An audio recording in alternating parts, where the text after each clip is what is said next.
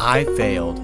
Big time. I released my first video on this channel back in February. It was all about how to become a morning person in just 1 week. And I spoke about how finding a why, a main reason to do it, and waking up early purely out of necessity would help you to become a morning person in just 1 week or less. For me, I knew I had to get up early to exercise before I started work because I wouldn't have time to do things like making videos for this channel if I worked out in the evening, because it would be a similar repeating cycle of wake up, go to work, work out, eat, and then try and scramble to get some things done at the end of the day, but ultimately the cycle would continue to repeat. Knocking out that workout first thing in the morning freed up so much time for me to be able to do things for this channel, for my own projects, for any of it. Even just getting the chance to read more. The truth is, I haven't been sticking to my own advice, and I own that.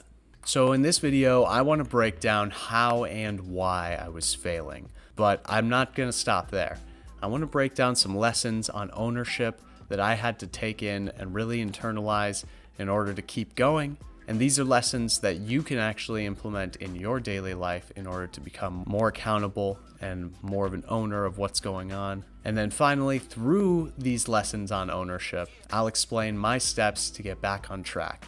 Okay, so why and how was I failing? Well, after I recorded that video in the weeks following at work, we actually had a change to the schedule that made a big change in terms of what I could and couldn't do in my life outside of work. Mainly, the situation required me to be up well past 11 p.m., sometimes as late as 1 or 2 a.m. Naturally, I would sleep in after that because I didn't want to just function on 4 hours of sleep or less if I got up at 6 or sooner.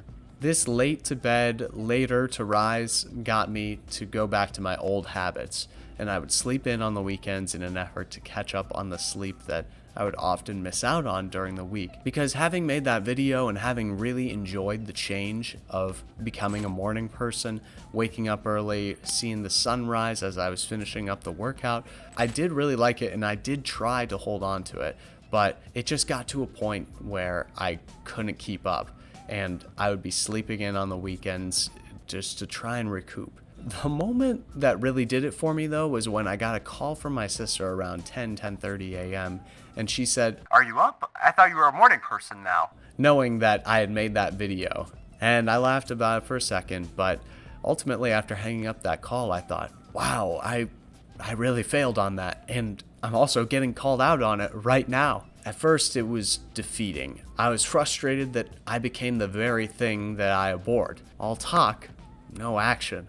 Fortunately, I had been reading what ended up being the perfect book for this time in my life, and it totally wasn't what I expected. What started off as just a memoir that I had been interested in reading ended up being one of the best guides on ownership and accountability that I have ever read.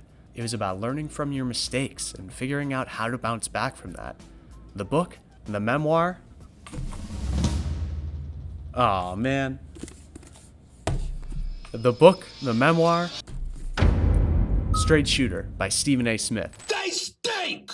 Period! Wake the hell up!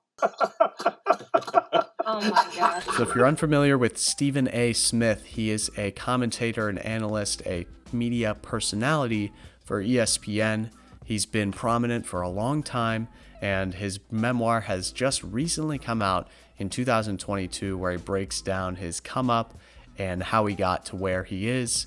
And it's so much more than just a memoir. Say what you want about Stephen A. Smith, but he goes through some stuff, and he goes through some important moments in his life that force him to become more accountable, own his mistakes, learn from them, and move forward in a positive direction.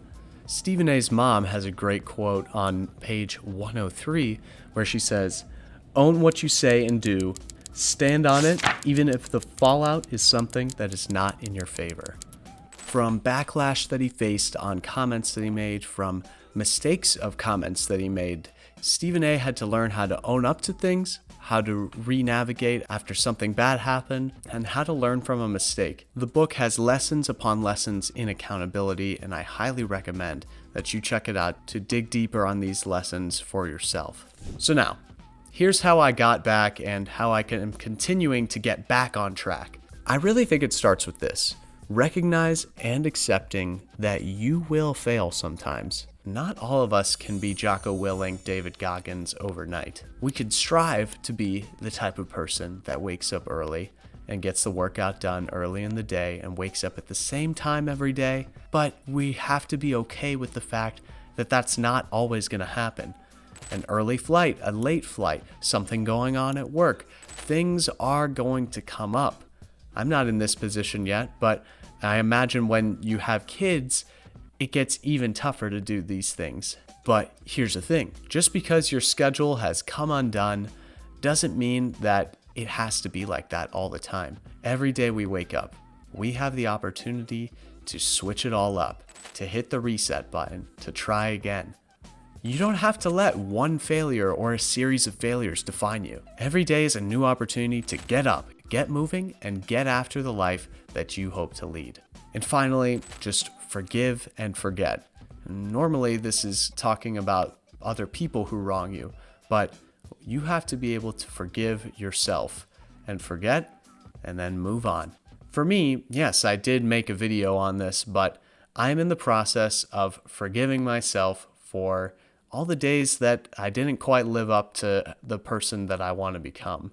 I forgive, then forget and hit the reset button in hopes of changing the way that I do things going forward. So if you've been struggling with becoming a morning person or with a different goal or aspiration that you set for yourself, it's okay. And I'm not making an excuse for you. All I'm saying is that, yeah, it happened, but tomorrow's a new day, and I'm right there with you on this journey. Thanks.